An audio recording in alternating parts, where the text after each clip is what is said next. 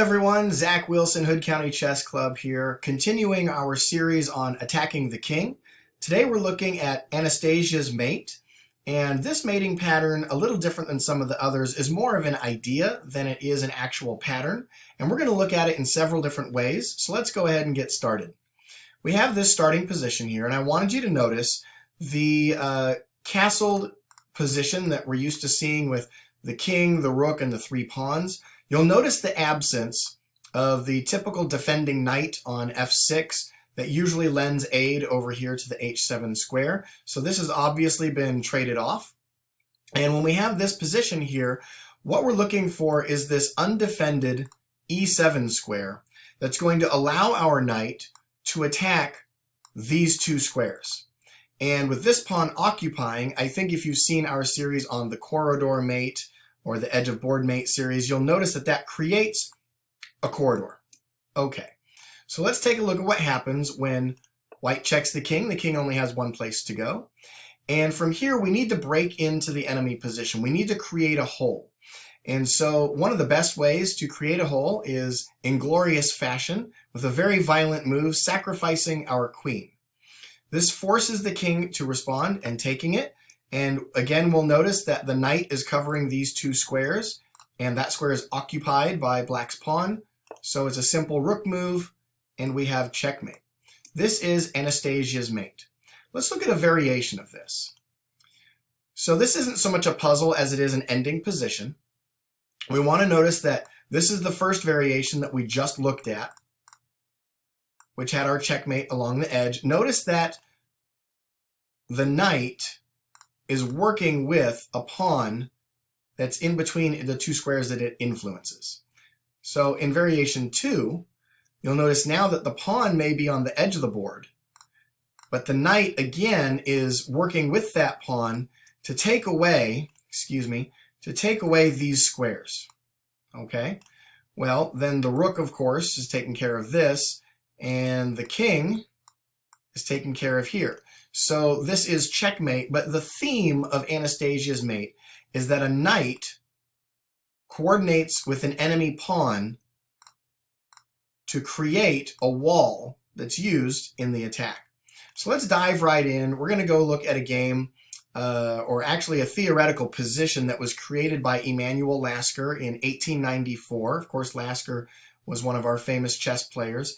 And back then, they would come up with these ideas and they would create fake games to prove their point to other chess players. So that's what a theoretical position is. So he's just making some natural moves with a king's pawn opening, attacking the center, the normal knight to f3 and knight to c6, defending, battling over this pawn.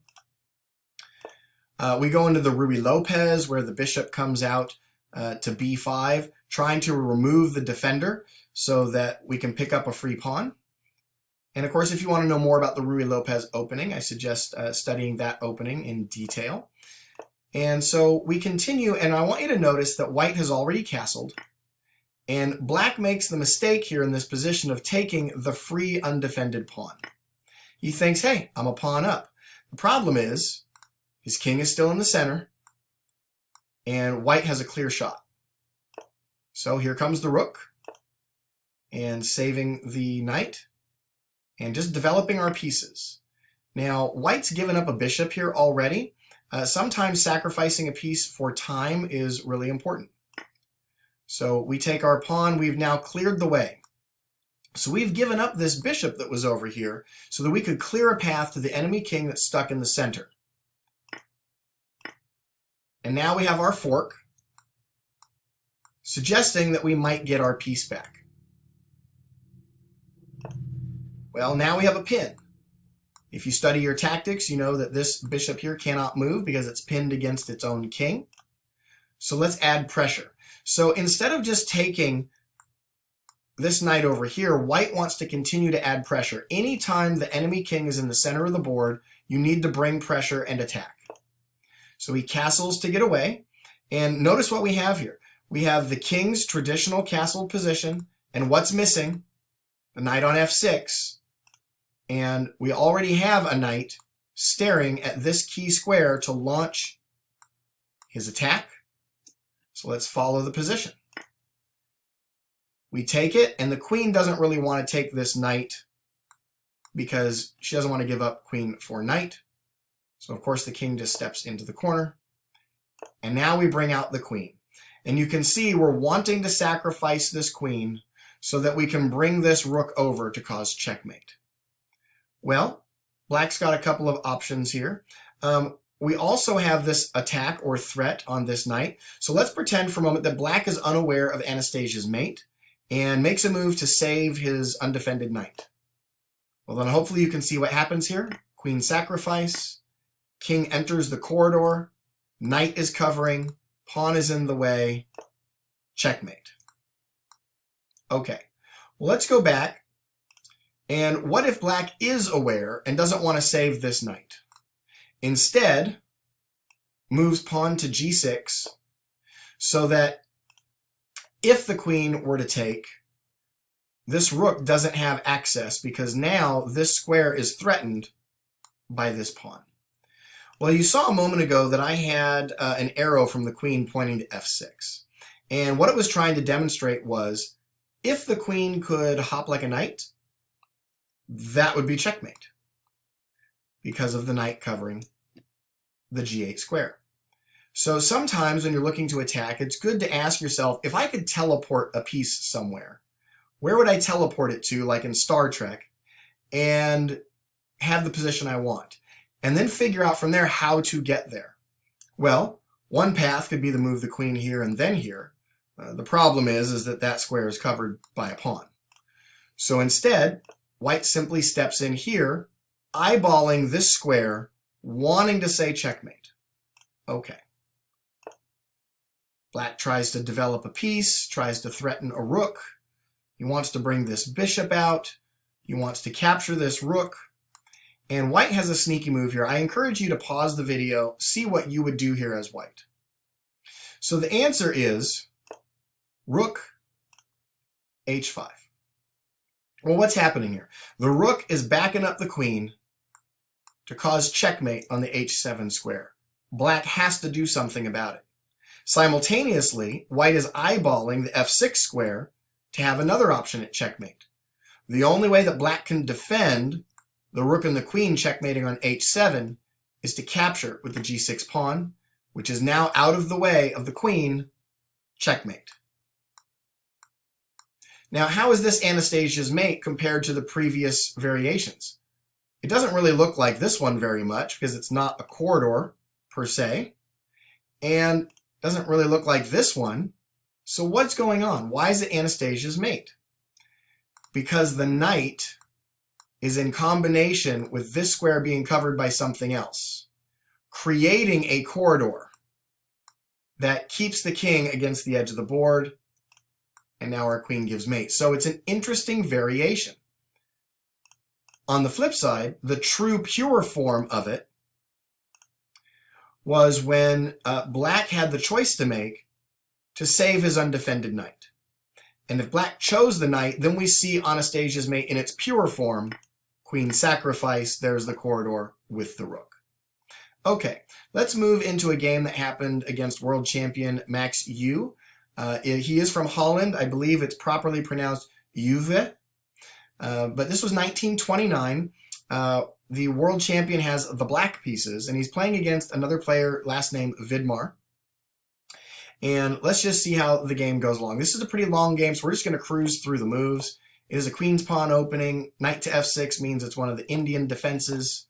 And we know that with opening theory, 1929 to now 2020 is going to change. Many of you might say in the comments that moving bishop to g5 here is not a good idea. We're going to dismiss some of those moves and just simply move, and notice that they're developing their pieces, attacking the center, getting their king to safety.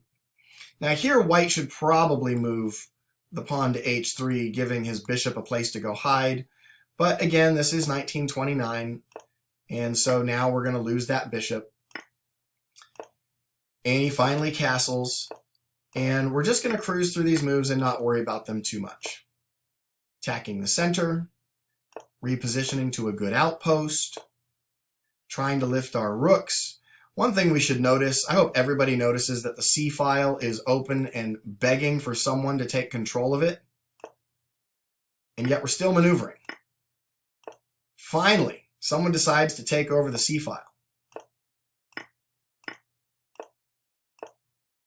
Okay, attacking the queen, I guess that's all right. But still, look at black's dominance. Look at that. The C file is incredible. Well, white's got to defend his back rank. And now we're coming into the position. Look at that square. So we move it. All right, trying to attack things, but now in comes the queen. So again, this game has a lot of moves. We're just going to kind of maneuver here. Exposing the king, checking the king. My goodness, look at this. Black's attack looks incredible. It looks like white is just dead in the water. However, if you've been paying attention to Anastasia's mate, maybe white has something here. Go ahead and pause the video and see if you can work it out. It's a fairly lengthy combination, but remember the power of this knight and maybe a pawn that it can work with, and see what you can come up with. Here's what white came up with against a world champion. Checking the king. The king has two options, or black has two options here. He can either run away to h7 or he can block with his bishop on f8. So in the game, f8 was played. Now, you might question, why wouldn't he just run away instead of volunteering to pin his bishop? And it's simply because it loses to a fork, and that rook is going to fall, and black's mating attack is totally destroyed. And so we have got to move into block. I think I mentioned in a previous video that one of the grandmasters out at St. Louis Chess Club had said that one defining characteristic he notices in gameplay between amateurs and grandmasters is that grandmasters understand the importance, the power, the value of blocking as opposed to always just running away. And he sees masters blocking more often and amateurs running away more often. So here we're employing the block, but white doesn't care. He sacrifices the exchange, pulling or deflecting black's king into a discovered attack, which allows white to move his knight somewhere that he wouldn't normally be able to move it to because it's a discovered check. But let's notice this knight, excuse me, Anastasia's mating pattern right there. The knight and the pawn with that dangerous corridor. So now that we can see it, the king moves, and here comes the queen.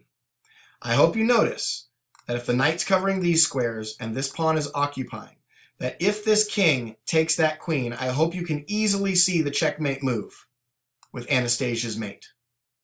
So black cannot afford to take the queen, because if he does, it's checkmate. So black's only hope is to run away, which still leads to checkmate. So we didn't get to mate him with Anastasia's mate, but Anastasia's mate was so powerful and forcing that it led him into another position.